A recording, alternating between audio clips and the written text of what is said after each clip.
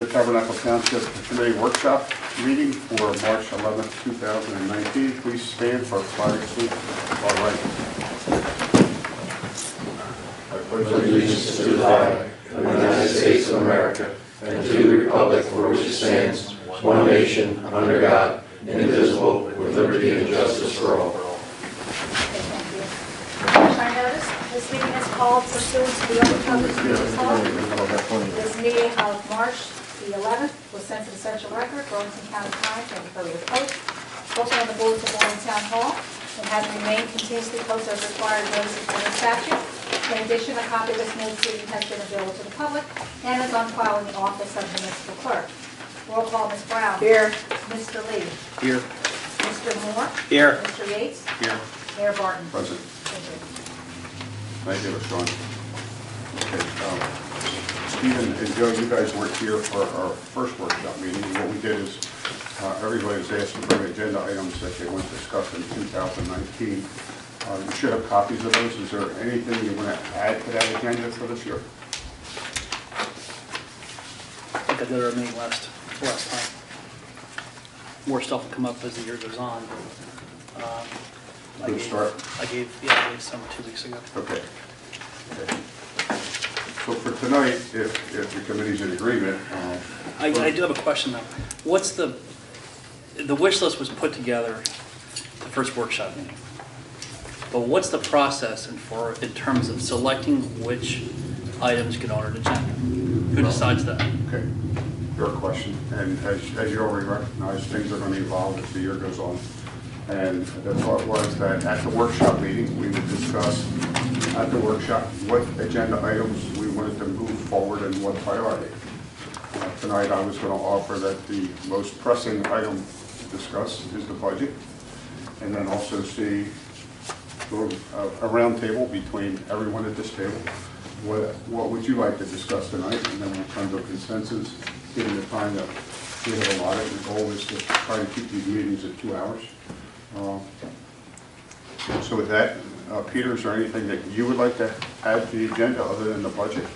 Mayor, I have a number of things that are ripe for discussion, and I'll follow the committee's lead. I would start with the easiest.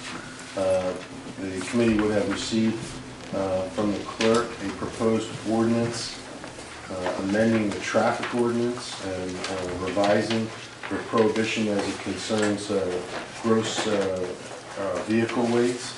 There was a discussion, and I was directed to prepare such a modification, raising the GV gross vehicle weight rating, GVWR, associated with parking in residential zones from 12,000 to 17,500. I prepared a simple ordinance to that effect. It simply makes that single change to Chapter 7, Section 12 of the revised ordinances. I have one copy. I don't know if everybody was provided. I think you were via email from the clerk. Barring any comments or concerns, that's something that's ready to go. So we could ask it to be listed for first reading at the regular meeting, and otherwise it's ready to go. You could introduce it tonight by title, or list it on the agenda for first reading at the next regular meeting. Has everyone seen this ordinance? Anyone opposed to not listing it on the agenda for the next meeting? For first reading, right? For first reading. All right, very good. It's out there. I don't think there's really going to be any comments or concerns. We're just changing that number. Okay. Are we going to take comments at the first reading from the public? Normally you do not. We have a public hearing for that. But We've done course, both, so that's why I'm that's asking. your discretion. Yeah. We've done both, that's why I'm asking. Well, it won't be listed as a public hearing, whether or not the committee chooses to accept a comment on a first reading. Normally what's happened is it's given out there for public consumption, and you take the public comment at the public hearing, but I'm not opposed to whatever the committee would like to do. Okay. You have anything? That's gotten us into trouble a couple times, because what's happened is we've introduced the ordinance in the first reading. We don't take any public comment. We're in the second. We have the public hearing, And after hearing public comment, the committee has wanted to make modifications to that. And sometimes the modifications are so great where we have to have a continuance or re-advertising. That's what I'm trying to avoid. Okay, anyone opposed to taking public comment on the first reading? Okay, so that's out there, and the clerk, you would have that already for listing on the agenda. The next item I have that I would like to consider discussing is the public function ordinance. Mr. Sunbury has actually approached me with some comments. He's provided a detailed recitation of paragraphs 5 and 6, which change some of the definitions as to what's included and what's not included, and what would thereby require a permit and what would not. I'm going to ask you to take one of each and pass that around.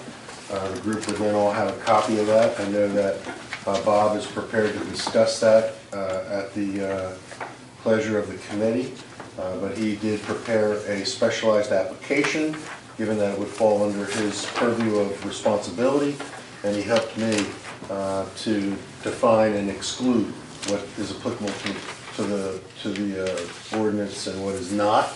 So again, I'd like that to be discussed so that we can advance that to conclusion at some point in time.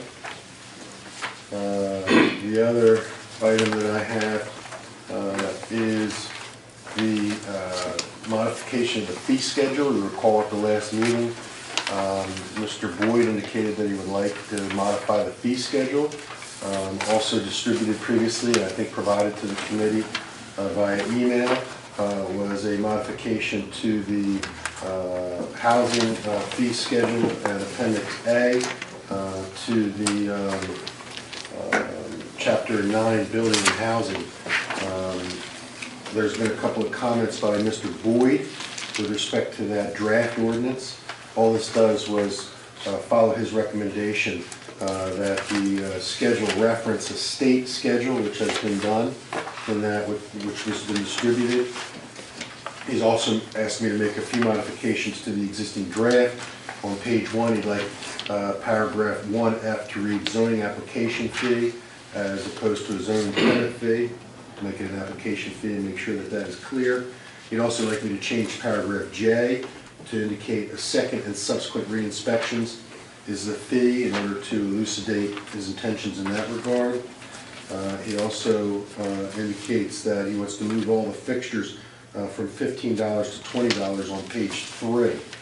So with a discussion and modifications that can be advanced, and that's out there in draft as well. Okay, Peter, before you go on, has everyone had a chance to see this, and is it okay to schedule this for a first reading at our next meeting?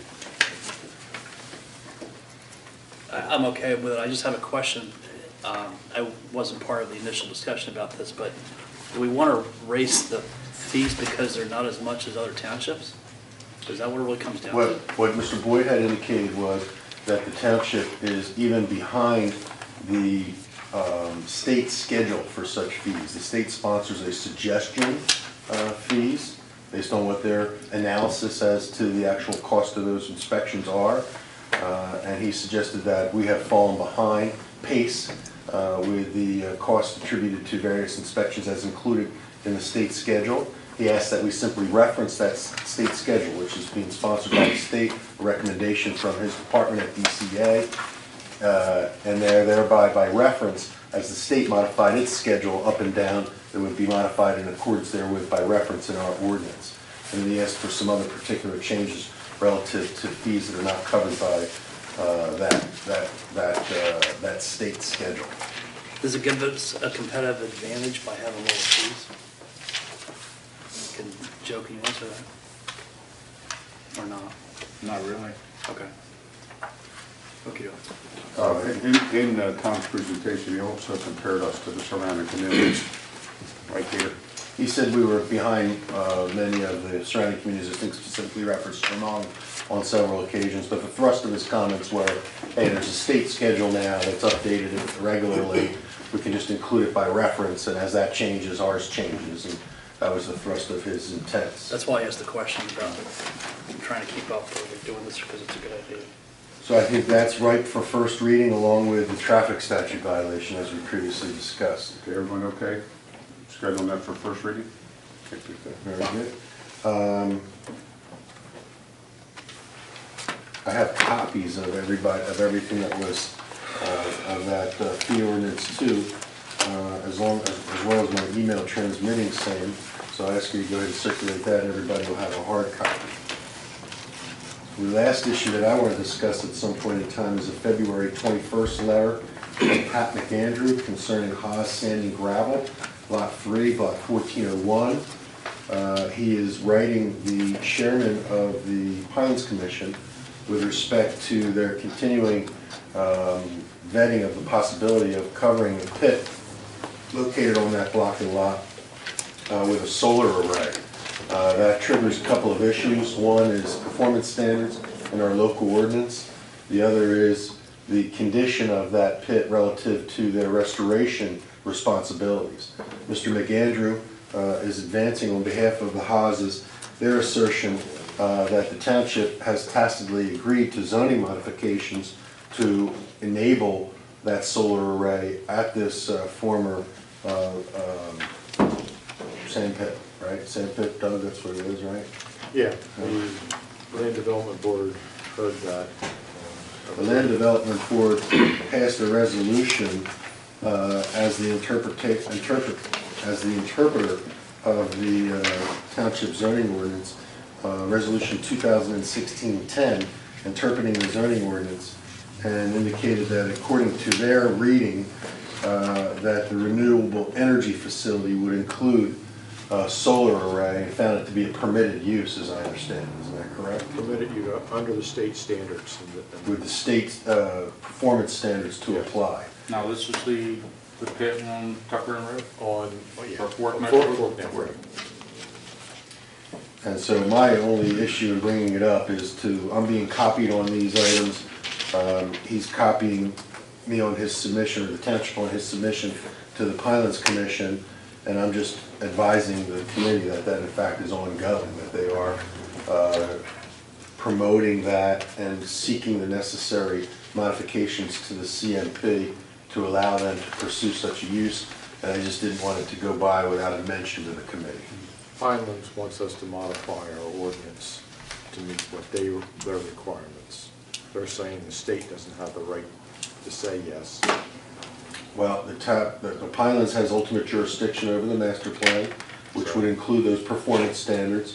Their position is that they want us, Tabernacle Township, to modify its zoning ordinance and use their model performance standards for such installations in the Pinelands. Yes. I think the rub is that Haas is saying, well, the township has already said it's permitted and we want to go forward on that basis. So they seem to be in an impasse with Pinelands. Doesn't necessarily involve the Tabernacle Township, but given the gravity of it and the fact that everyone's going to notice it if in fact arrives and is constructed, I thought it was worthy of comment. So that was all I was doing in respect to that issue.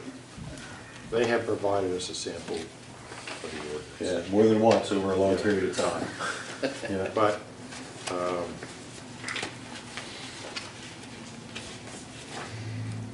pauses have been, yes, they're going to go do it, and then they know they're not going to do it depending on their. Well, Mr. McAndrew does say that the issue has resurfaced based upon a new potential provider. So again, with that activity, I thought it justified mentioning it to the committee so that they'll start doing an installation and someone says, hey, I never heard of that, what's going on over there, so. So Doug, should we use this as an opportunity to communicate to them that they're encroaching on our lot and that that lot was up for public sale? Yes, we can. The piece by the gun club? Yeah. They have taken away the slope up to the edge of the property. The slope is too steep on the edge of our property. They need to either put it back or incorporate it into their property to recreate the slope. Well, they haven't even honored their, Restoration responsibilities. Yes. No, they haven't. so for township, the zoning board even consider giving them approval for solar, to me, would have a question.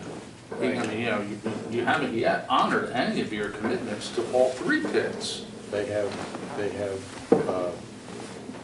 reforested the slopes, at least 3 of the slopes. And the problem that seemed to be brought up by Pons is that the restoration was not completed or even started on the floor of it. If you remember, they took it too deep. And They hit water at the one It hit the corner. groundwater. Because they went deeper than they were supposed to. they brought that back. They've argued that that was trap water in the sandstone, Which we all know it wasn't. but that's what they've argued.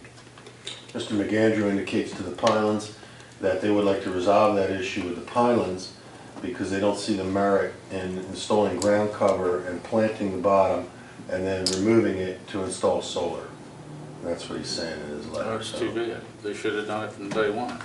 They have that legal responsibility. They had a legal responsibility to, for restoration on that location. They didn't do it.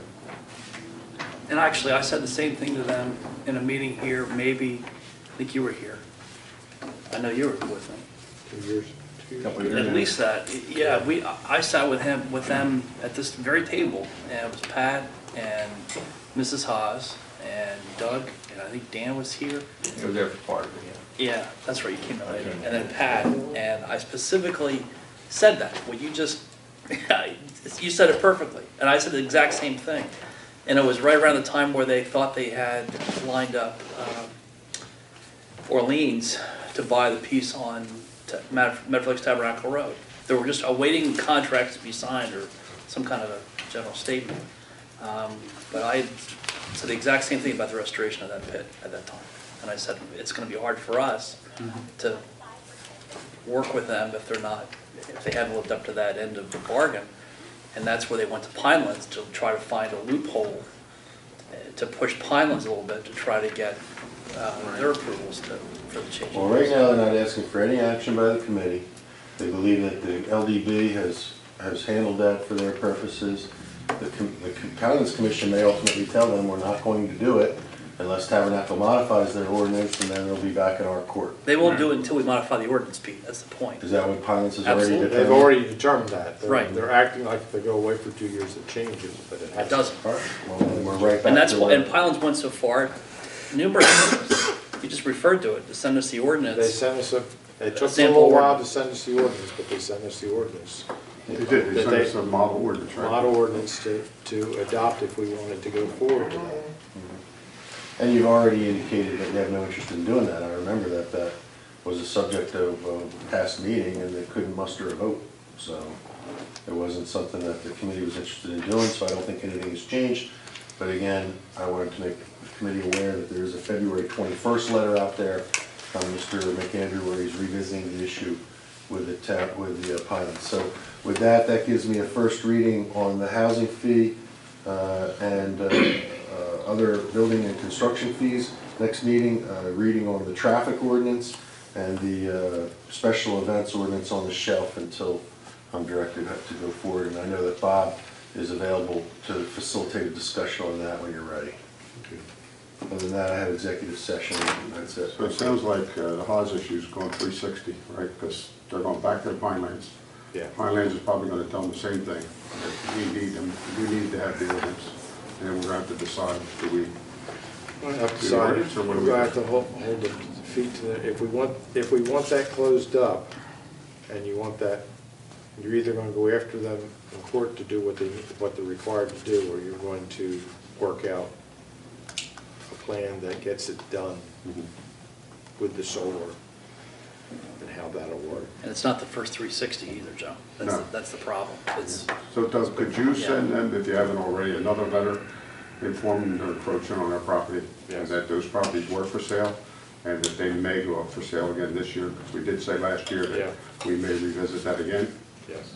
and that they're either going to have to correct the slope or acquire the property. you probably Probably have the bring most them time up on the to property maintenance ordinance. You probably have the most time to Are go you, through it. it's a violation of their approval, so you can violate them for that. It's not a problem. Been no go gold ring. That's what I'm saying. It seems to be the run up. It's a zoning violation. They don't honor the restoration commitment, and then they come back to us years later and they want to do something else to the property. With a different buyer or whatever, It's- different project. This seems to be the history. At one point, they wanted to put in a complex a field complex to compete with Dingletown. They had this grandiose idea, some guy from Cherry Hill or somewhere was going to put in a baseball complex. That was another, remember that? You remember that? Ron remembers it. Okay, is that it, Peter? Yes, sir. Okay, so we're gonna table for now the public function ordinance. Special events. It sounds like that's gonna take a little more time. I would ask the rest of the committee to read Mr. Sunbury's comments and the new information we have, and we can schedule that for the next workshop. Could I work up a modified ordinance with Pete and have him circulate that for your approval? I'll put all the work in, even run it by Sammy. Anybody opposed to that? I'm not opposed to it. No, no, Bob, you're welcome to it. Thank you, sir. Okay. Dan, you're up. So just the items that we are carried over from the previous memo. The one thing that we'd like to get started on is the road program for this year. We're already halfway through March. It'd be nice to get that project going, so we don't end up having to bid it in the fall and then pushing off like we did last year. I think the bond ordinance was done last fall, September. There's the planned roads are Hawkins Road from 206 to Carranza, Kramer Road from 206 to Old Indian Mills, Holly Park from Suey Place to Suey Place, Sylvan Court, Holly Park Drive to End, and then some traffic calming measures on Lee Drive. That was what was in the ordinance, and that's what the plan was for this year's road program. Again, we're already halfway through March, so the sooner the better to authorize that to get started. Okay. Anybody opposed to scheduling that bond ordinance? So can you work with Dan and put together and our attorney and have that ready for the next committee meeting? And the only other thing is just to give you an update, I did have a conversation, a couple emails with Senator Adiego's office regarding the Carranza Road discretionary grant application. They're, saying they're going to start pushing a little bit on DOT to get some sort of a response out of them, because we have not heard anything on that. Thanks for following up with her office, because they indicated they were going to be the lead for the 8th and 9th district, right? They did. I'm not sure how much pushing's happened yet. Yeah. Should we be deferring back to the 9th?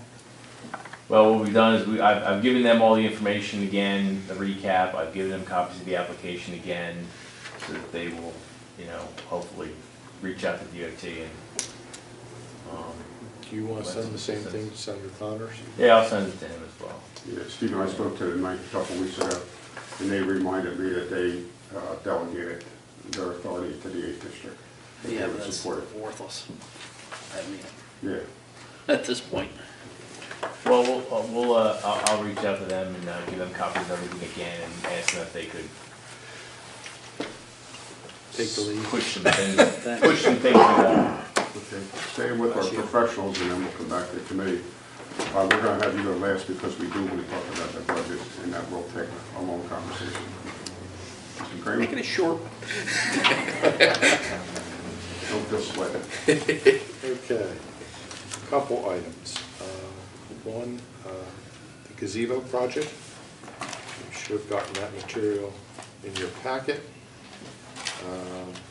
There were two proposals, one with a wooden structure and one with a steel structure, both similar in design.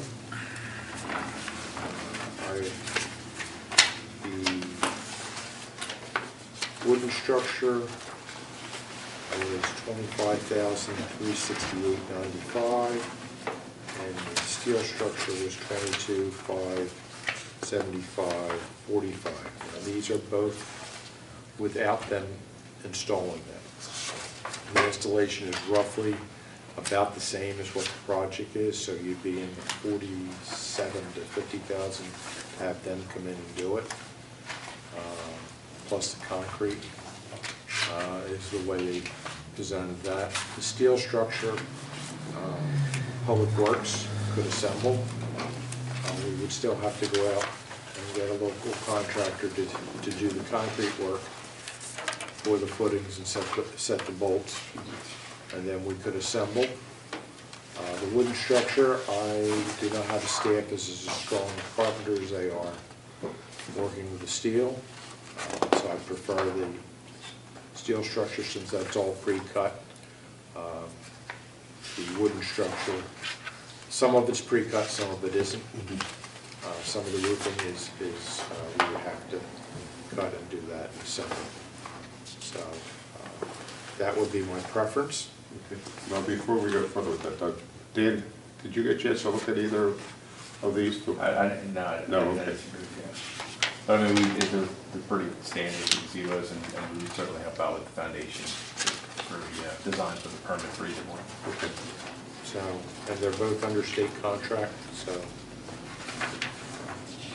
Actually, they're under state contract and Sourcewell, both. I believe they may also be under the educational co-op that we belong to also. Any idea where that is? Yeah, I do not know where that is. Anyone want to, from the committee, want to state a preference and we'll take a vote and see which one we're going to buy? I feel the steel, you don't have to go back to it and revisit it like wood does, how it breaks down. That's my personal opinion from experience. Okay.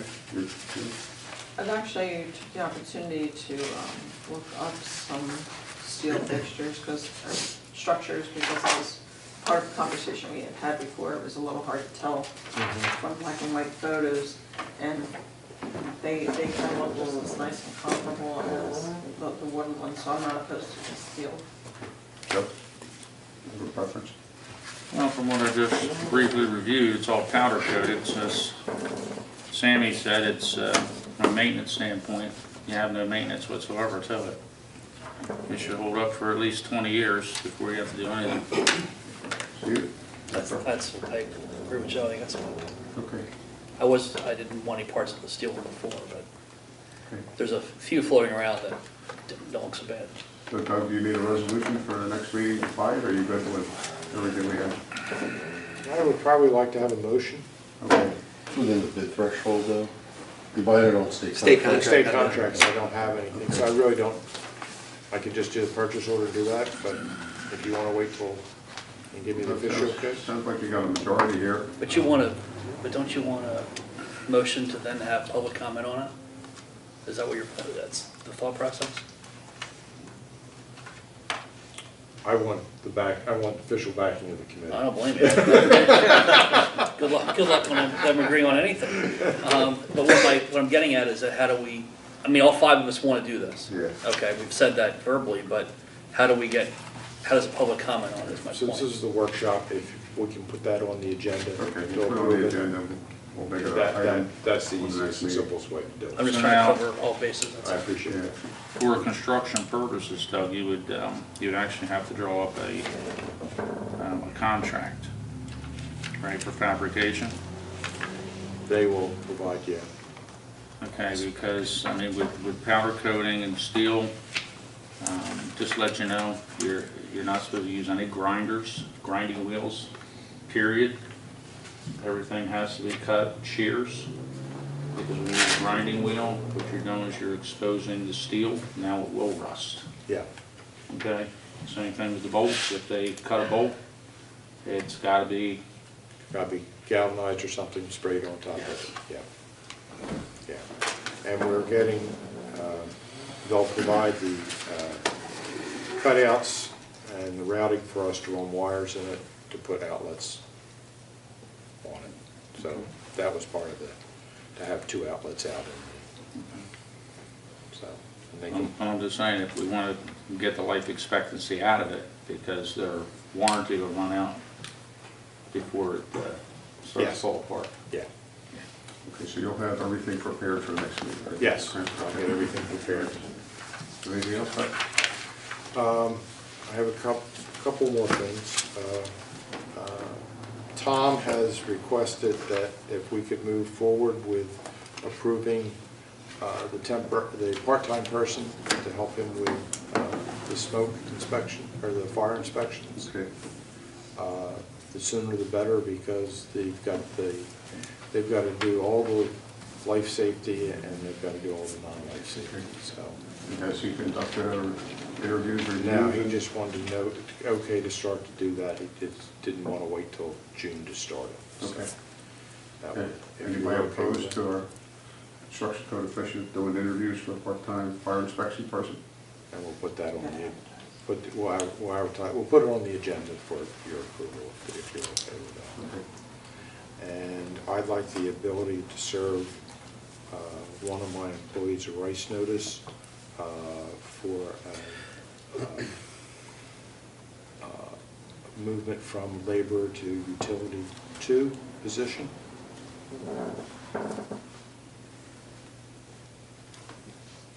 Okay. And bring that to the regular meeting for your approval. Why would rights notice be needed for that?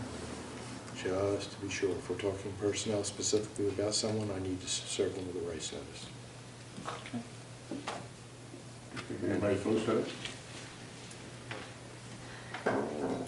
Everybody agree? And that's all I have. Okay, thank you, Mr. Kramer. Joe, did you have anything you wanted to add to the agenda before we are going to discuss the budget? Yes.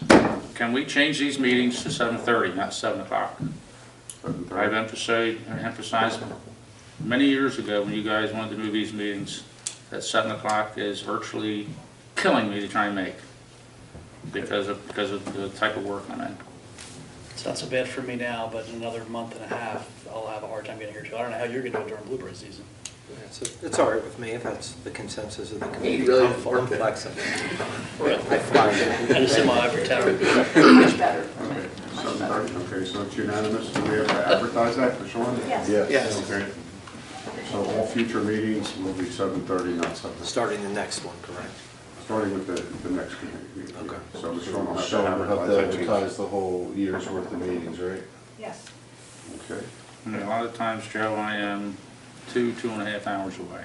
I'm aware of that. So if I get done at 4, I'm lucky if I'm home by 6:30.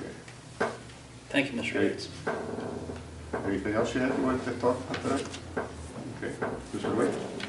I've got a list.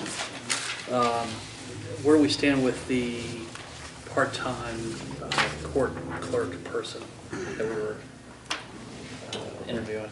I have to get back to the court and set up a interview schedule. Okay, but the period's closed? The period's closed. Okay. I was asked by a Woodland Township official what the progress was, because they're anxious to get moving. Evidently, we're just waiting for that piece of the puzzle. And we are looking over the applications, and we have to set up the interview process with the county court. Okay. Okay. Can you communicate that back to Woodland? Yep. Tomorrow? Please let them know what's happening. I don't want to, there's not necessarily anything I want to add to the agenda for our next meeting, but there's a couple of pieces that I need to bring up. I'm trying to understand the new process and how we do it, so bear with me here. But one specific piece that probably ought to go on an agenda, if not acted on beforehand, is that I attended an event over at the school. It was a professional development day for the Tabernacle Schools District, and they invited folks from other districts to participate. But while I was there, Assemblywoman Gove was invited, and I met her there and introduced her to Superintendent Robbins, and had the opportunity to sit with her as well as the Superintendent Southampton and in Lumberton. And we had some specific discussions regarding the budget for the school budget for not just Tabernacle, but roughly 80 districts within New Jersey that have substantial drop in what their state aid numbers are. And specifically, Tabernacle was earmarked for $215,000 hit, but the real number is $312,893, which the school board was not anticipating. And there seems to be a lot of discussion regarding how the districts were picked, because some districts in New Jersey are getting substantial increases, and there's some districts in New Jersey that are getting substantial decreases.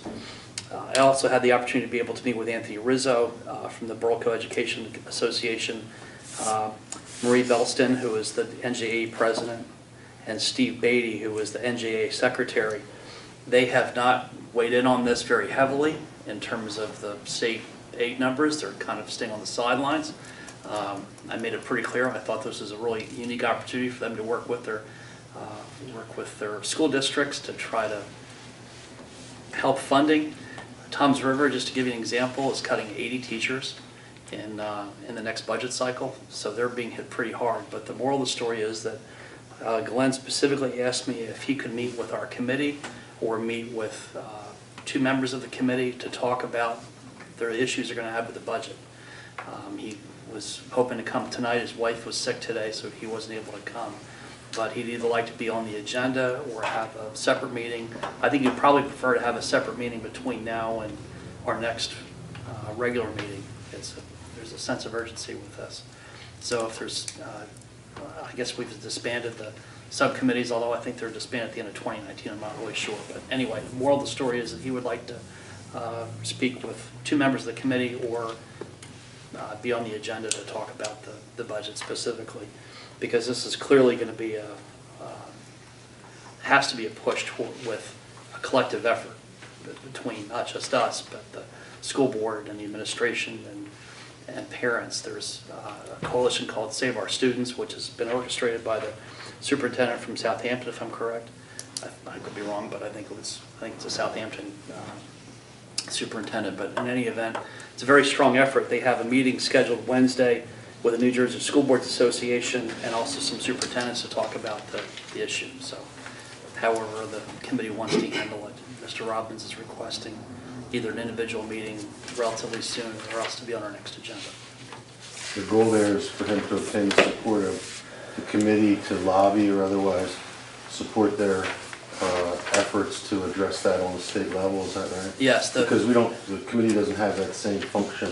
That's right. Yeah. And recognizing that, about the only thing that I think we can do is probably show a letter of support or help with cooperation with other governments that are in the same boat. Toms River, I can't comprehend losing 80 teachers at once, but out of all of the municipalities, there seems to be a serious division in terms of where the money's coming from and where it's going. South Jersey's getting hit the hardest. And I believe 50, maybe 50 some districts within the 9th district specifically is losing funding. So it's a problem throughout the 9th. The Assemblywoman had a lot of information regarding what's happening on that side of the county, but collectively, if we can at least show some support to the school boards, I think it would be helpful. So that's that. So that's a decision that we can make collectively now, or however you want to do it. Let's do it now, Stephen. Myself, I would like to see him come to the next committee meeting and speak in public so the whole public can hear the same thing at once. And I'm sure he'll come prepared. He'll probably give us some information ahead of time. But I'm just one of 5. It's what the rest of the committee wants to do. We want to have 2 people. Kim's in the school every day. We want to have 2 people meet with Mr. Robbins ahead of time. Or I think it's just as easy. I mean, the next meeting is what, 2 weeks? Correct? Two weeks from now? 25th. Yeah, so I think it's just as easy. Let him come here and convey it to all of us at one time, so we're not going back and forth from a subcommittee to here. Let him come, convey it. It's open to the public. Let everybody hear what he has to say. Then we'll move on whatever's got to be done appropriately. My opinion. That's my. Steve, curiosity's got the cat right now. I'm just, like I said, I would just really like to know these school districts that are being hit, as hard as you're saying they're being hit. I'd like to know whether the towns are Republican or Democrat. I know that answer. Do you want the answer now? I'd like to hear it. The majority of the districts that have cuts are Republican. How many teachers are on 80. 80 teachers. I think that we ought to do both. I think realize they have 17 buildings. Right. Yeah, Rodney's very well aware of how many folks are there. We got north, south. 4 high schools. Yeah. I think the very least they ought to be at our next meeting, and this ought to be in public. I agree with that, but I also think that somebody ought to have a meeting with Glenn. I've already talked to him extensively.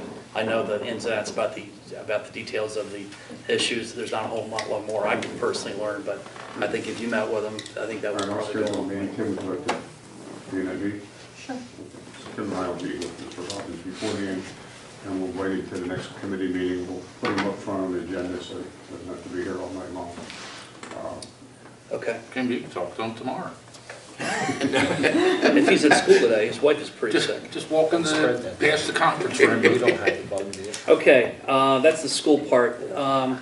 Conduit, there seems to be a lot of conduit floating around Tabernacle, as you may have seen, specifically on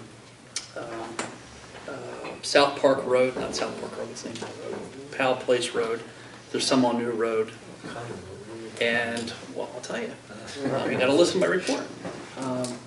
It's conduit for the fiber that Verizon's putting out.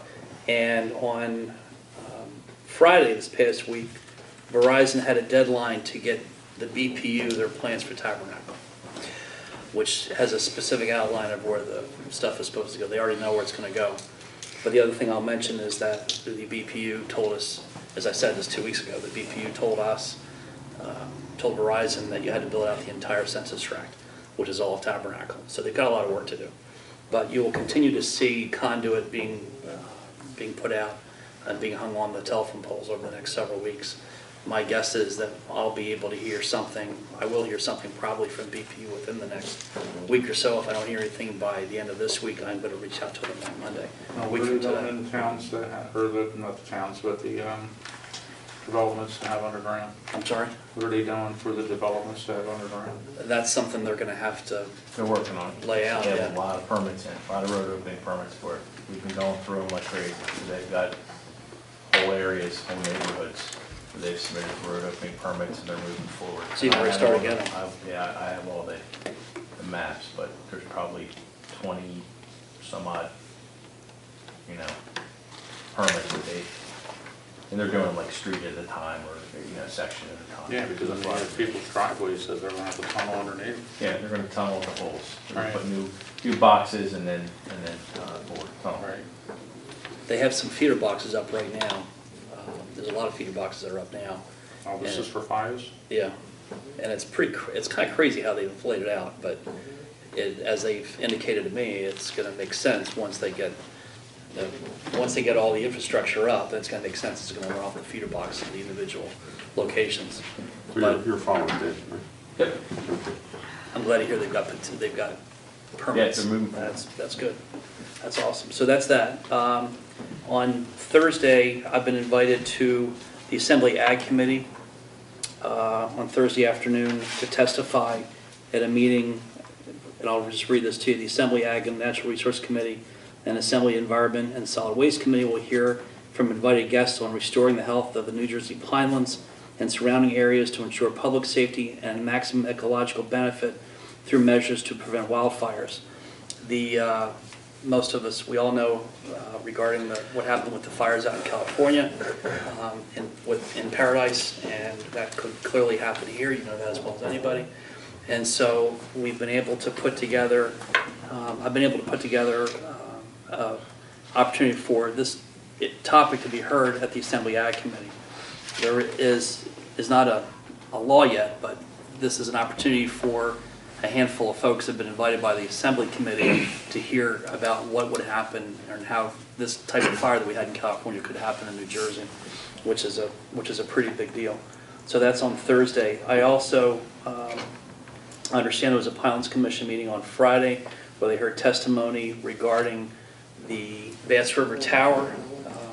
As some of you may know, there's a lot of trees that are surrounding the Bass River Tower, as there used to be in New Lisbon, actually, and those were cut down so they could utilize a fire tower.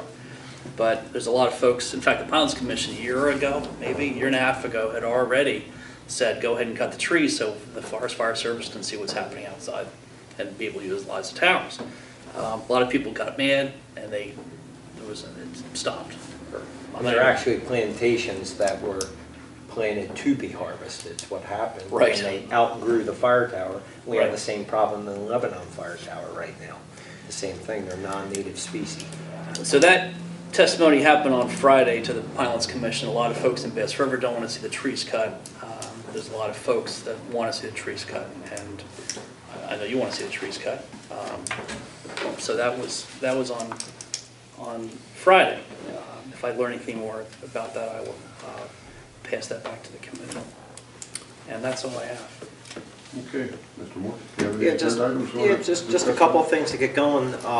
Just looking ahead at the future at the ESB building, talking about public safety with the new fire truck.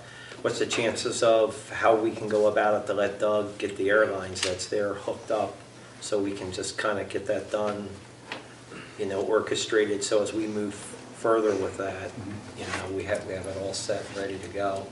Doug, what do you need to, get everything you need to do that?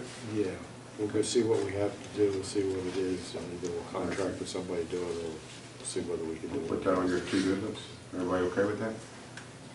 Okay, moving forward. The other thing, can we set the meeting up like I requested with the New Jersey State Police, just, you know, just a little hi, how you doing, Yeah. what's going on in the town, so we can report, maybe have a representative come. And then the other thing is, moving ahead in the future, the meeting with the warden superintendent, if somebody could go with me with that, off this committee, whoever wants to go, talking about the new property off Irish Yeah, Causeway. I'll make myself available for that, since the warden did call me about that last year. Okay, okay. You want to schedule it and coordinate this? Yeah, I can do that. That's Who you fine. meeting with? Rob Allen, the superintendent of the board, they got, you know, the old Cuts property, all those calls that they purchased back there. What do you want to talk about? Well, they got a lot of issues in the back, it's come out into the public with, there's a lot of illegal activity going on in the old Cranberry box back there, with four-wheelers and all that stuff. And our thought is, as the township, it's a very hard location to get into. In the event if something happens, how are we going to orchestrate this if somebody does get injured, hurt? How are we going to get the squad, fire company, whatever it needs to do to get in there, because it's so isolated in the back, no good access. Can the park police not get there either? No, not really by car. Everything's in pretty rough shape around there. So, you know, we need to kind of orchestrate it, have a plan in tax with our emergency responders, if something were to happen. So you're saying this is all happening in the back of the box? Yeah, in the cranberry box, yes. The old goosebump box? Yeah, they're coming in from all angles to get in there, but everything's so tight, overgrown, and the old Irish Causeway Road's pretty rough shape, you know, to try to be able to get in there. So before the event of something happening to somebody back there, let's figure out how we can be proactive in this. Has anybody opened up the big gate, going in that way? I haven't, I'll be honest, Joe, I haven't been back there in a very long time. I don't know how good that is. that You're road- talking off 532, right, Yeah. the steel gate? Yeah. Yeah, I haven't been down that in many years. Yeah, because you get down there, you Better to the right. make your right, and there's a road follows bottom. Yeah, it's in the old cranberry box back there, the Cuts used to farm years ago, back there. So that I used has, to hunt it all the time. several residents have brought up a concern with it. Plus, it's drawn a lot of, you know, on Powell Place and everything, all that ATV activity coming down there, it's making a lot of people raise questions, so. Didn't you have a conversation with somebody at the state police about ATVs at one point? We did, and they scheduled a helicopter, and unfortunately it rained that weekend. It's got to rain once in a while. So, Yeah, something like that. if I have the committee's blessings, I'll get that arranged with you. Anything else, Sam? No, that's it, that's it. The only thing I wanted to bring back up, we spoke about this at the other workshop, was going back and revisiting the building usage as far as space, utility, and what we need. It's kind of fallen by the wayside. I know there was a subcommittee a few years back, yourself and Mr. Cranston, you report together. But I think times have changed a little, and I think it really needs to go back and revisit and look and see what we need. Those ones for original I'm sorry? document. This building? All facilities. All the buildings. I actually have a copy of a report that was done that was, I had Rick's name on it. Right. It was, but it was a report that had all kinds of stuff that, But we should go back and revisit that report, is what I'm saying. Now, there's school over there available. I heard that somewhere. If you'll schedule that for a future meeting, Tim. Anything else? No, we didn't have a budget. Ronnie, it's your meeting. Okay. So, I'm gonna make a comment before, Yeah, does anyone not have a copy of the draft budget that Rodney provided? I didn't bring my wish list. I didn't bring mine. Can we take a minute and Sean make it? I got a screen in front of me, so I'm all right. You want the guess paper you want me to one pull or that back up, right? not? You want the paper one or Can not? you see the screen? The screen's black. That's what I got. Didn't say He it was doesn't even on, I know what said I he's got a looking screen in front of me. He doesn't even know what he's looking at. So in other words, Joe's saying we're in the black. Now we're on the beach.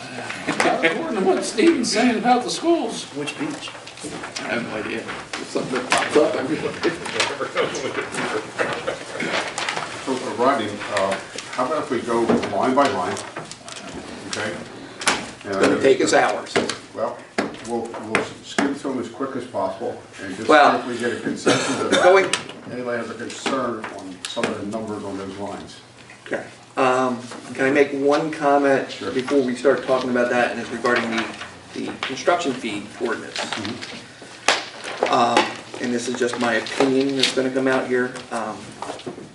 It would be fiscally responsible of you to raise the fees, because right now, your construction office is losing considerable amount of money, because we're not charging what we could be.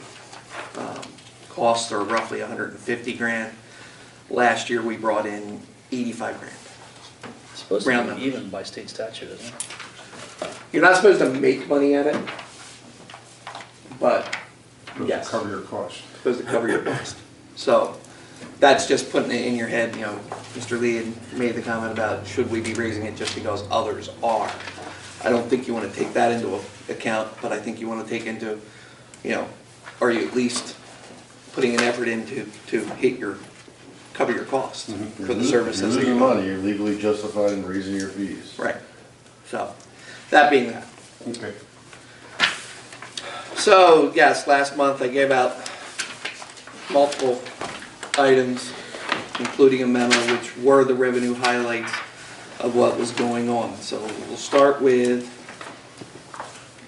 the revenues first. I guess let me first say with the highlight of the overall budget.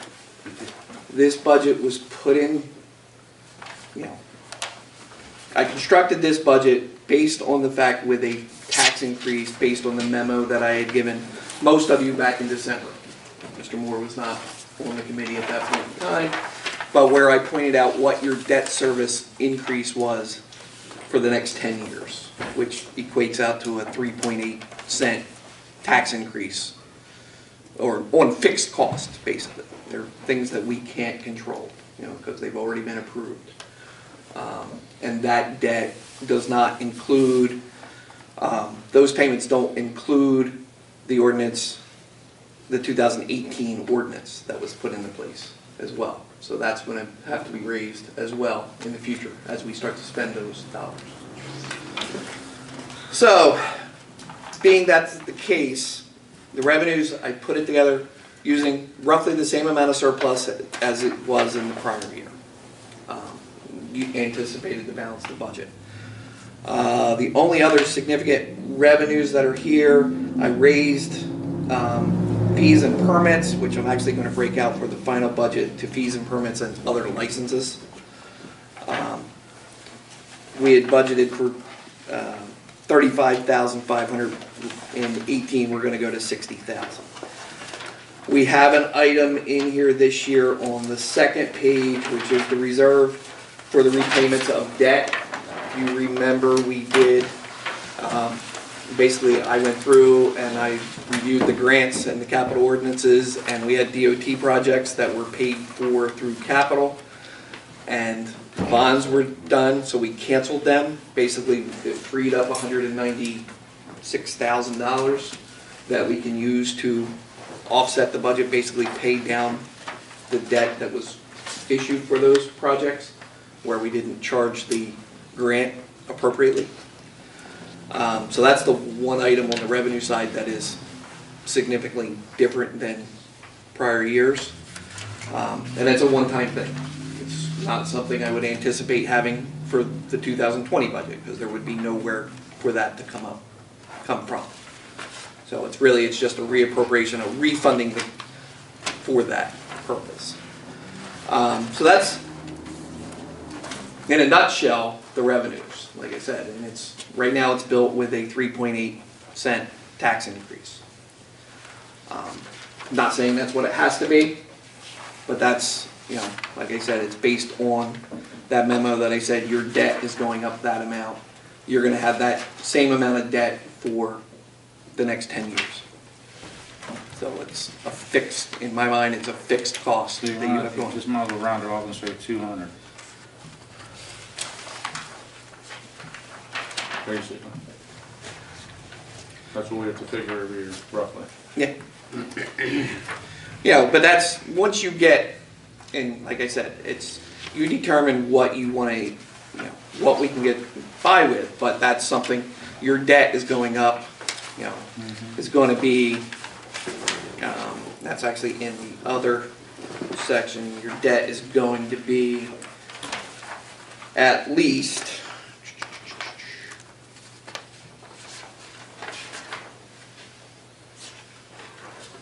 find the page I'm looking for.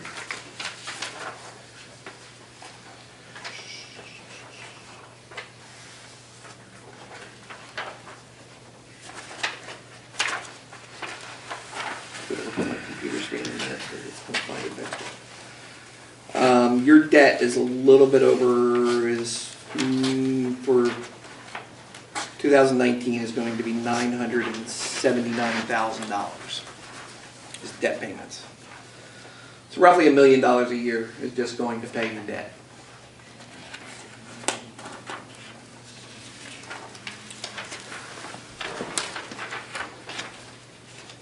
That's up from,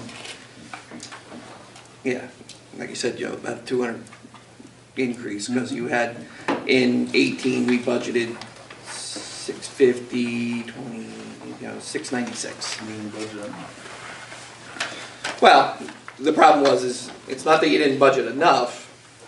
It's during 18, you closed on a new bond issue basically to pay for old projects, to get the cash to pay down those, to start paying on those projects. So we were delaying, I think that covered 3 different years worth of ordinances in that bond issue that was done for $4.5 million during 18. So that got added to your debt. You did have one issue come off, but the increase was more than what the one coming off was. So,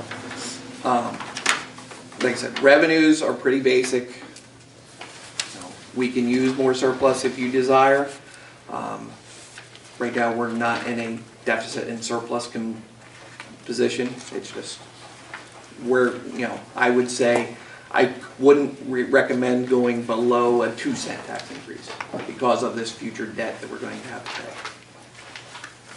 But again, that's going to be your decision to make. As far as the appropriations, the highlights of what's in the appropriations, instead of going line by line, we put items in here for clerk salaries. We increased 25 grand to allow for a part-time employee to assist the clerk with getting her work done, as far as all the OPRA responses that have to be done, plus other things. Legal services were increased for the same reasons. Engineering services were increased to cover the road projects that are not under capital. The NJ DOT grant, it's not covered, you know, it's, the grant only covers certain engineering parts. It mostly just covers project cost. Public safety, the appropriations for the fire company were decreased in relationship to the contribution to the fire company to 75 grand. This was a recommendation of Arch before he, back in November, he had given us that recommendation of what that should be. It had been 90,000 in 18 and I believe 17 as well. The municipal court salary wages were increased to reflect all the additional estimated costs that are going to go along with operating the Woodland Court as well. Capital Improvement Fund, we increased the Capital Improvement Fund up to enough to account for up to a $1.3 million ordinance if you chose to do a new capital ordinance this year. We would need down payment money to cover that portion, as well as within the budget itself, we budgeted for public works equipment for a dump truck. I believe that's one of the smaller dump trucks. Yeah, F-550. So we built that within the budget itself, so we're paying for it as we get it, as opposed to putting it in a capital ordinance to pay for it over time. I like that method better. Well, when you're putting it in a capital ordinance, it actually hurts the ordinance in that most of your vehicles that you get now, we're only getting a life for the bond issue of 5 years for those. So when you put in a vehicle, $100,000 worth of vehicles or in $1 million ordinance, well, most of the projects are 10 years. Well, now your average life of that bond's down to 9 because you're putting in they take the average of all the projects when they determine how you have to pay that back. Again, debt is going up with $242,000. And right now, there's no grant activity in the budget, but it does not affect taxes. Grants do not affect taxes because you would have a revenue and an offsetting appropriation. So that's the quick down and dirty of the entire budget. Now we'll go through line by line if you wish.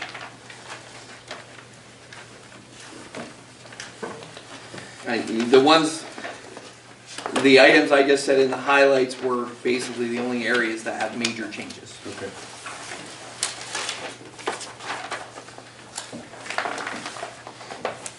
And the salary increase, 2%, is that what you have? Right now, we anticipated a 2%. Ronnie, is the increase that you suggested, is that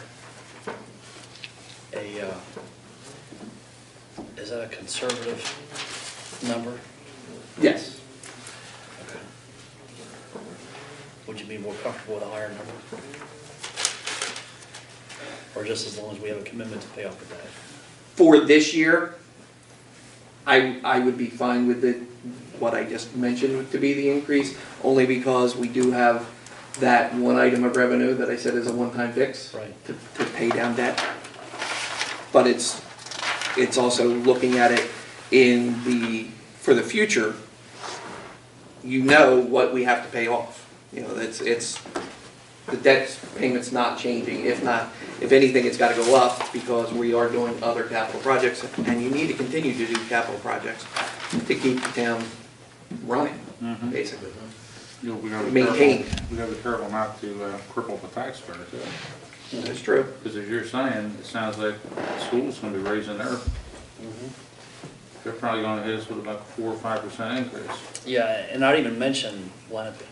No, but I'm just saying, so, Yeah. I mean, if you're almost guaranteed they're gonna hit us with a 4. If Lenape hits us with, let's say, a 2 or 3, and you're recommending a 2 here, that's a heck of a hit in 1 year to the taxpayer. That's one of the reasons that Glenn wanted to hook up with us, I think, separate from the meeting, was to talk about what their issues are. But you're right, it's a substantial hit on the taxpayer. Unless those schools can cut their budgets. Well, or else, unless we cut our budget, but, Well, where do they cut it? yeah, where they cut it. That's the problem, where do they cut it? Usually they can go to get the bonus personnel. Yeah, and So I didn't you like take away the personnel and what happens to the education of the kids? Tough decisions. So Rodney, for us to get to 2 cents, 2 cents, I would be comfortable using additional surplus to get to 2 cents without, if you're cutting the budget, the appropriations that we put in place, you're hurting your surplus more for the future. Because right now, yes, you're building a conservative budget on the appropriation side with the anticipation that you're not spending it all. and that money actually rolls back into surplus. This budget that I put in front of you has, Did you say this is 3.8? this is 3.8, but to balance this budget, there's $655,000 worth of surplus to balance it. Now, that's like, right now, I said, I don't have a problem with increasing that number, but it's looking at the future, is where you're gonna be, it's to level things out over time. So, And we're looking at. this year you do have that item of $196,000 that we're using to come back in to reserve for the payment of debt. But that's a revenue that we do not have next year for 2020. So that would be offset by the additional, So that would be, where yeah. the thought process is of what I need to get to just make the debt payments. So where are you comfortable with the surplus? Where should we keep our surplus for the size budget that we have? Your budget, and that's all because you're using, and if we go up another, to $800,000, your surplus wants to be at least that. Because you're going to start relying on that being where to balance your budget, and your appropriations drive that. Right now, we had a good year. 2018 ended very well because we do have construction fees starting to kick in because it's generating just with the gas hookups and all that kind of stuff. We sold a lot of assets this year, not only equipment, but we sold property. So that brought in an extra $15,000, something like that. So our surplus right now at the end of 18 is very healthy at about $1.4 million. But again, we're going to take $1.4 million and we're going to use $800,000 of it to balance it. That would be assuming that the revenues are going to come in at exactly what we budget, which hopefully not, because I'm staying very conservative with those numbers, as they have been in the past, and that you're spending every dollar. 2018's appropriation reserves, we did not end with nearly the amount that we did in 17 that got canceled the surplus this year. 18, we have in appropriation reserves as of December 31st.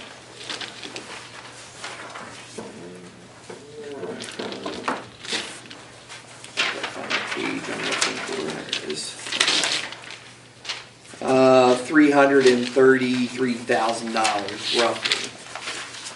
During 2018, canceling from the prior year, we canceled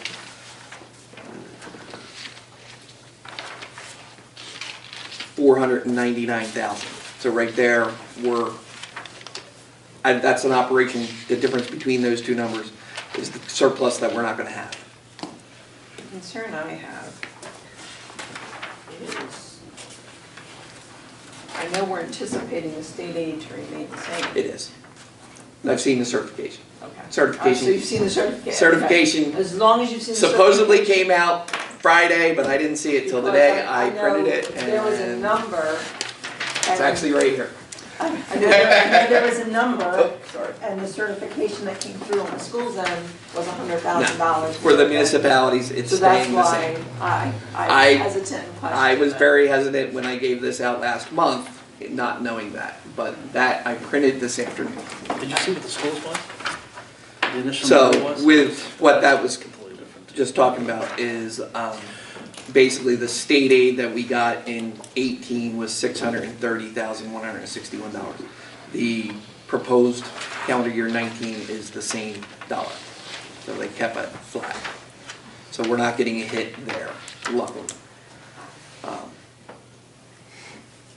For the same thing as I don't know of any municipalities that got anything additional, where there are school districts that got additional aid, and total his budget gave out another $200 million. Just hurt a lot of districts down here. So the state's still keeping the energy tax. Yeah. They're figuring out ways to whittle it away, but they can't get rid of it because it's until they change the law.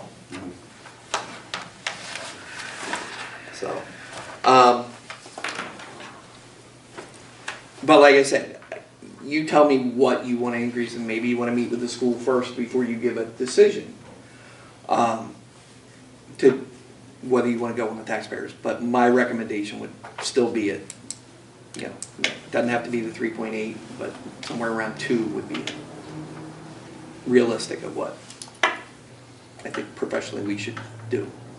But if we don't go to a 3.8 now, the likelihood of us having to have an increase around the same number next year would probably be likely. If you went 2 cents this year, you would probably have another 2 cents Next year. next year or the following year.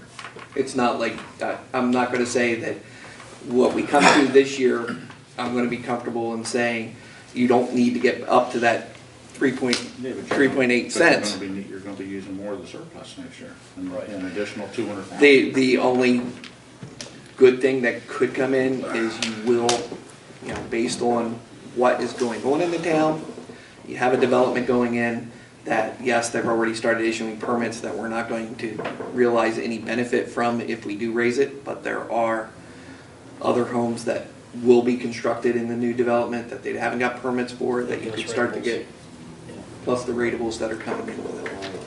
So that could delay an increase for a year.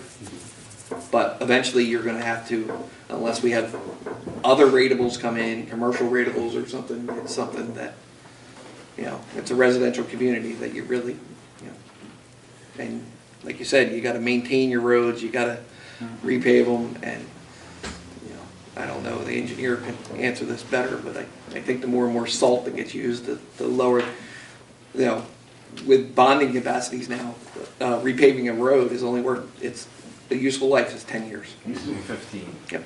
Now it's 10. So, No, I don't, it was just as bad using the calcium brine. I don't know if that's the reason why they came up with it, I don't or, know why they reduced it to 10, but for whatever reason. You repave a road that you're going to get, the reality is you're going to get more than 10 years. The problem is that for bonding purposes, they limit it to 10 years. And maybe some of that's because, repaving a road is, there's lots of ways to do it. I mean, you can bond for reconstruction of a road. You can either do a full depth reconstruction, maybe you're just doing a mill and overlay, maybe you're just doing an overlay. So maybe they average out what the value of that particular improvement is and just lump it into one. but the whole bonding reasoning, the effect of it is now you're borrowing that money and you have a shorter repayment period. Instead of having that 15 or 20-year mortgage, you've got to pay it in 10. And then every time you do a capital ordinance, that's almost the mindset you have to look at, is when you do one of these general purpose capital ordinances, what's the life of what we're really putting in that ordinance? And, if you're putting $1 million ordinance out there, every year you got to think about, I should be paying $100,000 down on that one individually. Which, and even in my past life, that's what I see too many times, is that everyone just kicks the can down the road for paying off the debt. Instead of, because, we delay what it is, what really is required to do it. The animal will always catch us up to you. Same with your house. So how's everyone feel about 2 cents this year and 2 cents next year possibly, and see where the Well, revenue comes in? right now, it's this year, and, depending on what revenues come in, things like that for next year, we make that determination then. 2 cents though, I am not, I don't think that's an issue. And we have this, like I said, because 18 was such a productive year, because of selling equipment, selling property. But again, we don't have that to do again in 19, not to the extent what we did. And take into consideration what's going to happen with the schools. That we have to get there someday. Right. You know, and the other thing would be is, and actually to the point of, you just brought up about, you said about buildings. There's a school sitting there. There's nothing built into this budget for the operation of that building.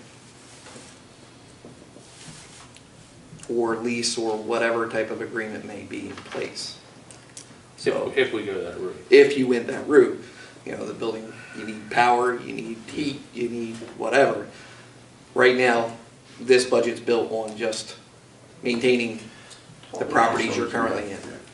Right, which is, we also have another building that uses power and everything, so that's why I really think we need to go back and we need to Correct. revisit and relook. One that's sitting essentially empty. Yeah, Correct. that building, it needs work, right? We're talking the old squad building. Well, squad building does need work. So what would it need in 2019, 2020 if we were to keep it moving forward? Heating the heating system's in good shape. We've done that. The well's in good shape. The bathrooms are in good shape. Air conditioning is something you would have to look at. They're all essentially old window units in there, so you'd have to update them with some type of electric unit of some type. You'll have a roof that this year may be the last year for it. You may have to do something, and you should do something with insulation and, Did you say roof? yeah.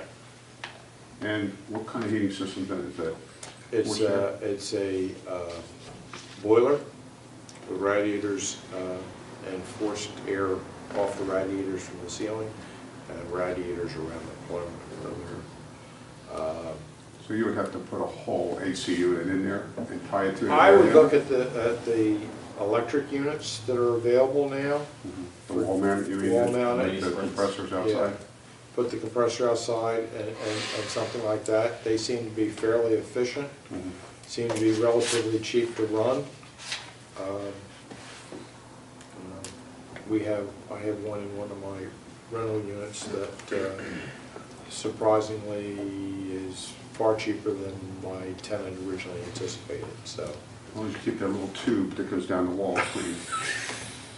That's the truth. Or you're gonna wind up with a wet floor. And the interior, depending on what your use is, you have those improvements of what you want to do. It's not unusable. It's not the prettiest location right now. It probably could have an update in lighting and the drop ceiling could be that, and insulation. If you're going to keep it, you should spend some money on insulation. Okay. What was the appraised number on that? I don't remember offhand. Wasn't a lot. No, 187? Is that so? 187? 187, 189? I don't remember offhand, that's why I was asking. Yeah, it was under 2. Yeah. Who utilizes it right now, Doug? The Boy Scouts use it, the Cub Scouts use it, I have a couple Girl Scout troops that use it, the Historical Society uses it, Finally John Hart no longer does. They go The to the rescue, firehouse? they go to the firehouse. The rescue squad, we set up for them each week, or every other week at the firehouse. And then the Historic Society, along with the squad, have their annual chicken barbecue down there.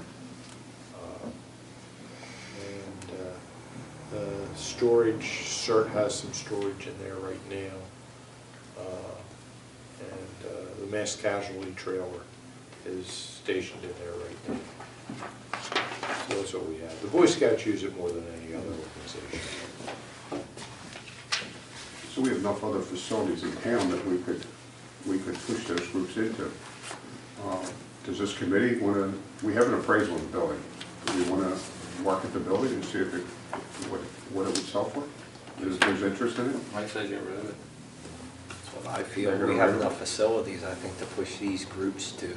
Good. You got emergency services. You know how I feel about the building, we don't need to, You got a big conference room right there. What's Emergency that? services building. yeah, we do. I mean, all these organizations could meet there. Yeah. And Joe, when we get court out of here, you're going to have this whole floor. Right? I'm just saying, Yeah. Okay. utilize the building. Kim, how you feel? You okay with putting it up for sale? It doesn't really bother me one way or another, I just still think we need to look at what we have and what we need, you know, until you really delve further into what was generated and where we are now as to when that report, which is several years old. I mean, what we're here, heard is, it needs AC, needs a roof, obvious ceiling. Interior. Interior. Yeah, but Kim is 100% right, though. I mean, we do need a survey of what are the true needs. Yeah, what are our needs? Do you want to look at that first and then that be your priority? If it isn't needed, should you put it on the market right away? I think it's at the same time you put on the market. But I think that discussion, I've said this more than once, but I think that discussion ought to be in conjunction with the school district also, because they've got assets, we've got assets. Collectively, we ought to be talking about what we want to do. I mean, it's one of those running just kick the can down the road. How many times have we kicked this can down the road? Okay, well, our next workshop meeting, we'll put on the agenda to talk about facilities, and we'll look at all our facilities and make a decision on how we're going to move forward. I think some homework needs to be done in the meantime, though. Okay. I think if we come in there, we're gonna be sitting in the same place we are right at this moment, Well, in my opinion. We could recycle the report that Rick did, that I worked with him on, which is the starting point. And I think we all know what assets we have. Sure, I just think you just gotta evaluate the needs at this point. You know, You have a and where the facility needs across be the street that you redistributed. could use for storage also. The old firehouse, you can have that. That's being underutilized right now also. Okay. So,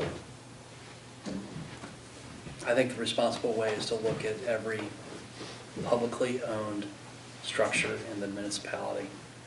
I mean, go as far as the snack stand, include everything, and collectively look at what we need to do, and maybe have a subcommittee that's got members of the LDB on it.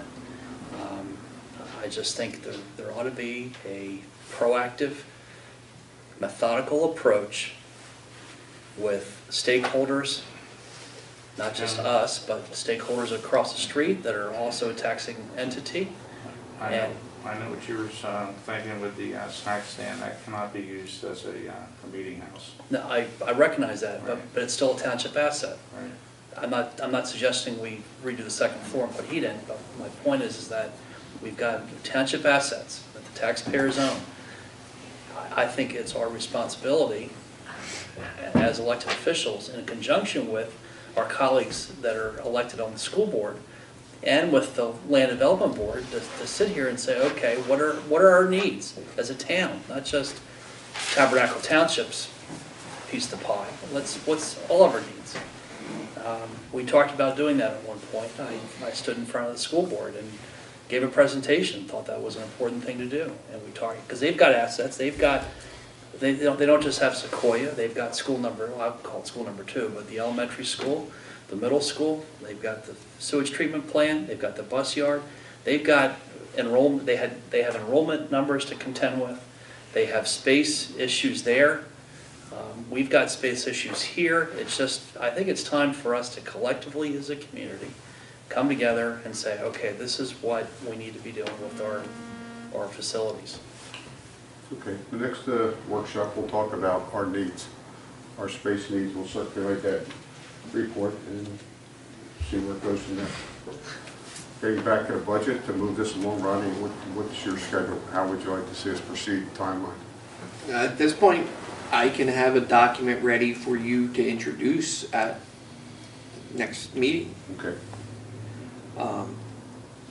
But again, I would like you to sign on to say that 2 cents would be what the consensus wants to do, and not get into the, once it's introduced, it's your budget. And, it's what, you went through it and you're making the decisions, as opposed to getting to the point of going through line item and cutting 3,000 here, 5,000 there for the future. If you're not happy with the 2 cents, let's introduce it for what we are comfortable with. Agree. And if we're not comfortable, we don't introduce. Are we at that comfort level? I'm at a comfort level once we get comments from the public.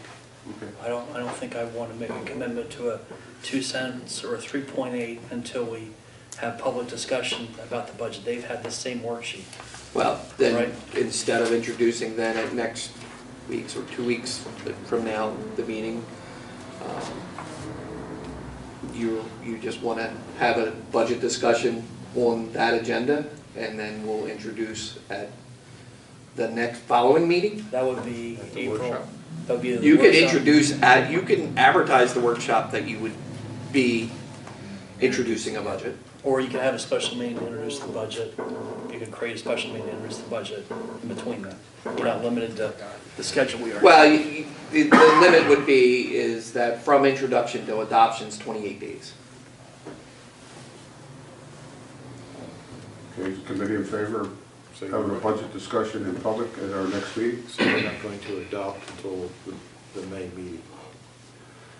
If we, right now, my original thought was introducing it at the last meeting of March, adopting the last meeting of April, because the time frame should work. We're still a month ahead of what we did last year. 2 months ahead. Is everybody in agreement at our next meeting, we'll have a public discussion on the budget? I think we have to. And then we'll Then take those like, comments and then introduce after that. yeah, and you That gives could, us another workshop to come back and discuss the budget one more time, or whatever changes. we well, have. it's that, or we could introduce, either one. We could either introduce at that workshop or wait until the April regular meeting. Now that the state aid numbers are out, theoretically, we're supposed to be introducing at the next meeting, but if we're not comfortable with it, I don't think we should introduce with, you know, Let's see what the that's voters- again my personal preference. It just makes things run smoother. Hopefully you don't have to then have special meetings or amendments that have to be re-advertised, things like that. Get it done in one motion. So on this schedule, you're looking to have the final meeting and hearing on the 20th of May? Is that when our meeting is, Sean? Your next meeting is May 20th. We have a meeting on April 8th and April 22nd.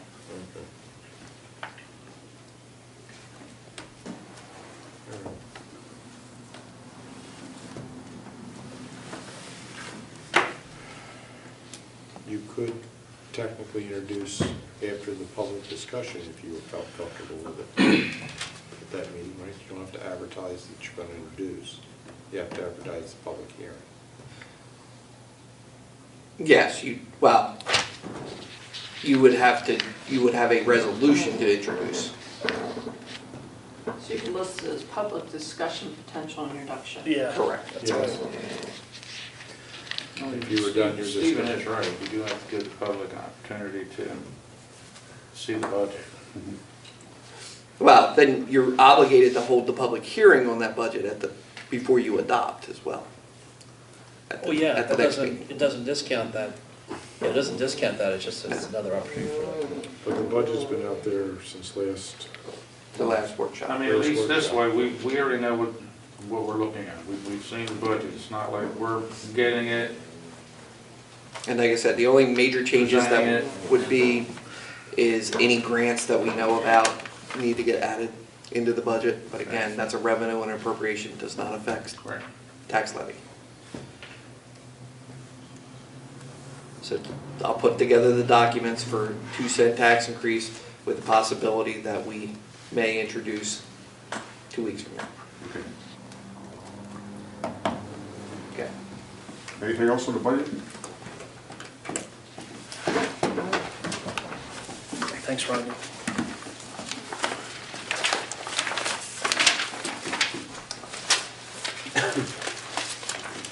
Okay, Peter, we're going to go into closed session now. You want to announce our closed session? That would be inviting a motion to go into executive session to discuss the ongoing litigation in Brooks versus Tabernacle Township. Was there anything else? Bruce? Also, in order to discuss personnel matters involving the emergency management coordinator, which I understand has been Rice noticed, is that correct? Yes, sir. All right, and you consent to that being discussed in executive session, is that right? That is correct. All right, very good, then I would invite that motion, please. So moved. Second, Second. roll call.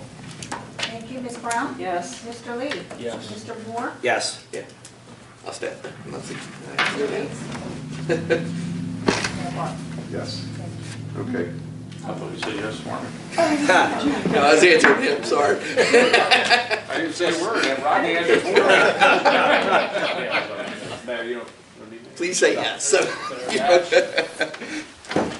didn't mean that. What you said he didn't mean. I was answering Doug. Right now, it's in the sauna. Yes. That room is. Yeah, it is. All the time, too. I come in here, work by myself at night, like, it should be cool. Nope. We're gonna put information on that in the winter.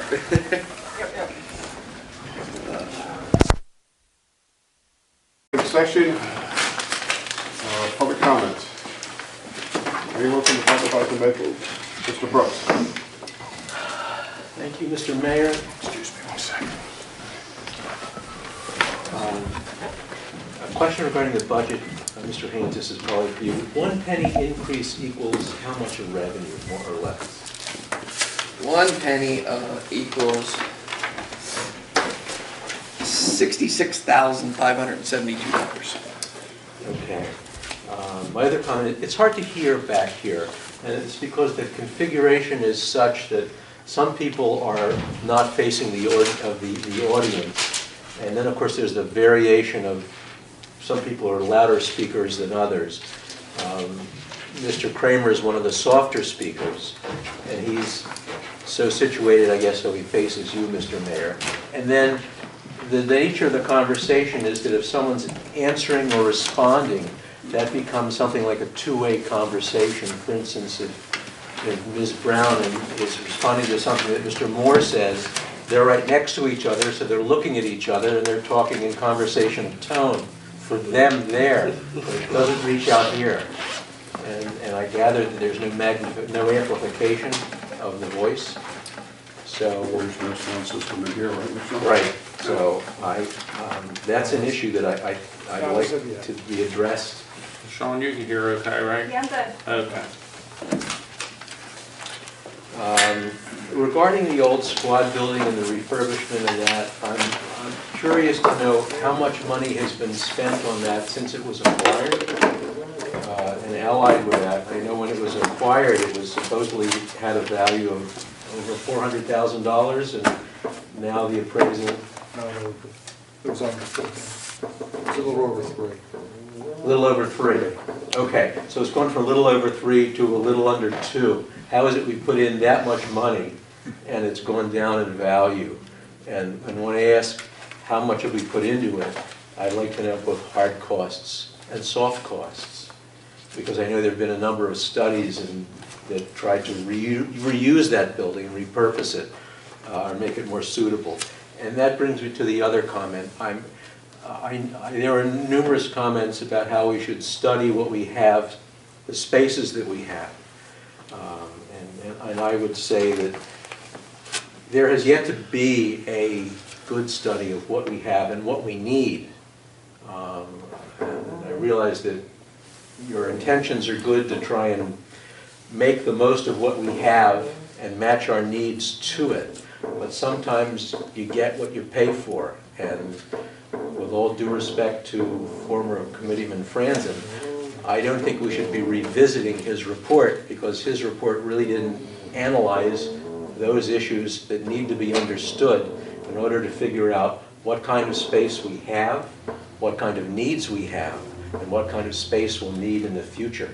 And I think if we stay on that course of revisiting the kind of report that was done, we'll continue to be revisiting that report year after year after year. And this has been a subject that's been on the table for multiple years, and I'm concerned that we still don't have a grasp of where we are, where you want to get to, and in the interim, we're just dribbling away dollars on buildings such as the old squad building, which are not worth the effort. Thank you, Mr. Brooks. You are welcome. Anyone else from the public? Mrs. Brooks? Thank you. Just to touch on the amplification here, I believe that the microphone is directly, that LaShawn uses is directly connected into her system. So there's no, because of what Mr. Brooks described, there's just the sound does not travel well when people are talking forward, but their backs are to the public. So I think that microphone system is really only good for LaShawn. Just a couple of things. One, I think it's dangerous to talk about the decreases in public funding to schools being tied to a Democratic administration, because you only have to look back to the 8 years of the Christie administration and what Mr. Christie did, Mr. Christie and his administration did in terms of handling decreases to the school systems all over the state. He had a huge impact on the allocation of monies. And so it's not a Democratic or Republican issue, it's a policy issue.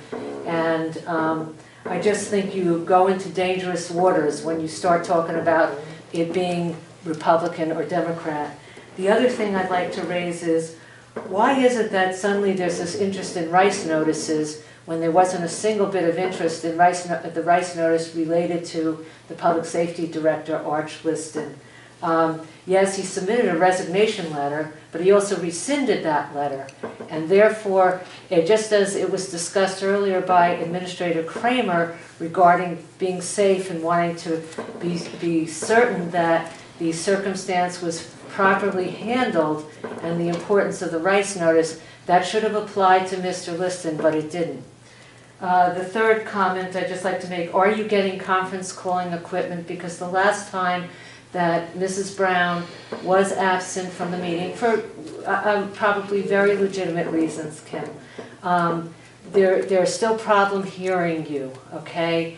And I thought there was going to be an effort made for probably under $100. You can get a pretty high-end conference calling unit. And you know, it behooves this committee to get one of them. So I think that's essentially my comments tonight. Thank you. Thank you, Mrs. Brooks. Anyone else from the public? Okay, we'll close the public portion. Doug, can you just review what have we spent on the old squad building in the last several years? What have we done? And you may not have the exact numbers, but just talk about some of the improvements we've made. The well was the big item, which was around $12,000 for the well.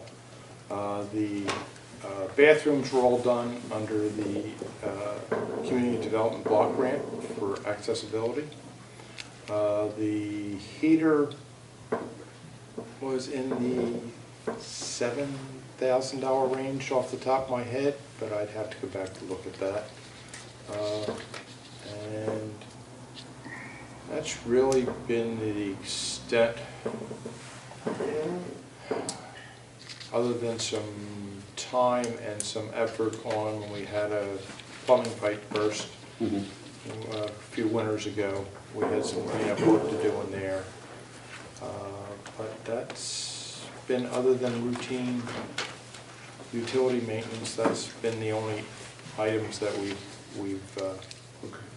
spent on that building. Good, thank you.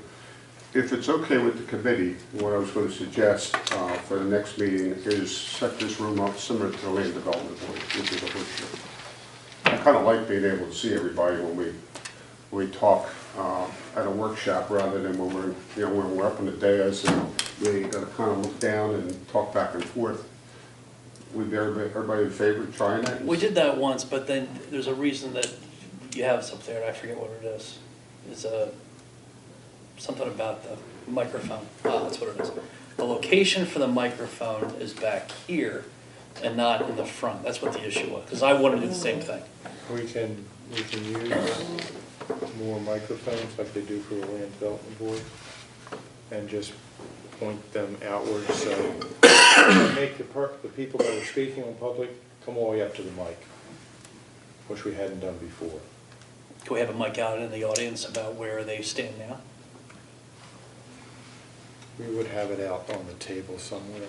Okay, could we put it on a table in the middle of the room, is what I'm asking? Probably. Okay. So we'll try that for the next meeting.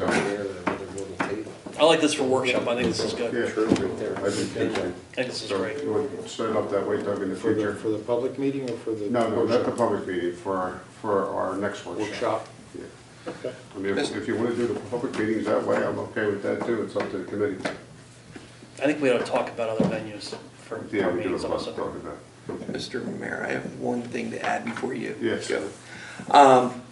One thing that if we introduce the budget at the next meeting, there will also be on the agenda a need for a cap bank ordinance, which is just to allow us to go to 3.5% increase on our appropriations, Okay. which we need because of the added items that we put in for the part-time employee and the Okay. woodland. It was a court, yeah. Okay. It's another item that would be on the agenda. Okay. And just a matter of formality, when we received the resignation from the public safety director, we acted on his notice. And that was the end of the discussion. Peter, was there anything wrong that we did in our action? No. Okay. As I explained in executive session, the law is very clear. When someone offers a resignation, it's incumbent upon the employer to determine whether or not to accept that or make a new offer of employment. So. Okay, thank you. Okay.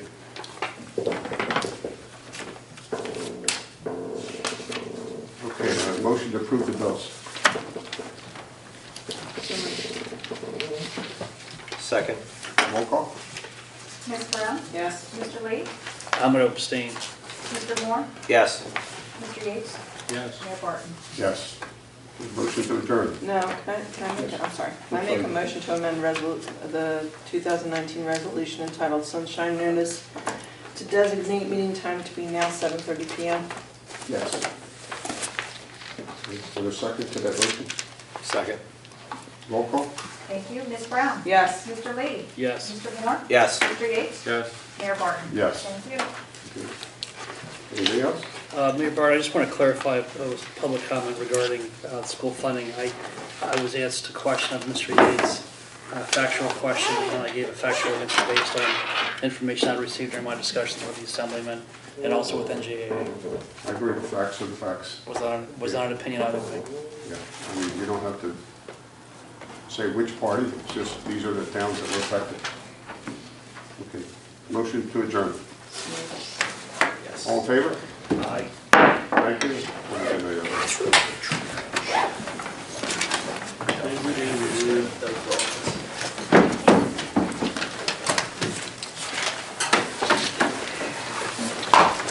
You can sign that. Thank you. I saw a couple. Did you have tags? Carrie would have been a good tag.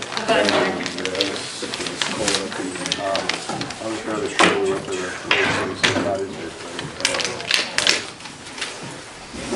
It's cold really bad.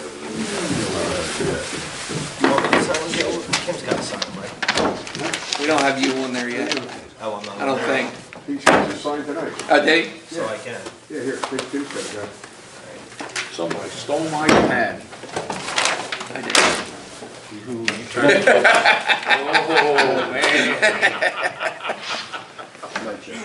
It was in here. Right above you, right, Ralph? You handed it to me. Right here, Kim.